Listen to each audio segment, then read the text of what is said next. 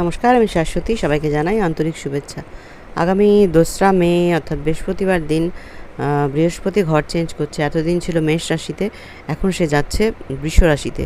বৃষ রাশির মালিক হচ্ছে শুক্র, দৈত্যাচার্য শুক্র। দৈত্য মানে বৃহস্পতির তো গুরু প্ল্যানেট, আর এটা দৈত্যের প্ল্যানেট, অর্থাৎ বৃহস্পতি শুক্র কিন্তু অ্যান্টি প্ল্যানেট। সে একটা অ্যান্টি ঘরে গিয়ে বসবে এবং বৃহস্পতি একটা ঘরে 1 বছর থাকে।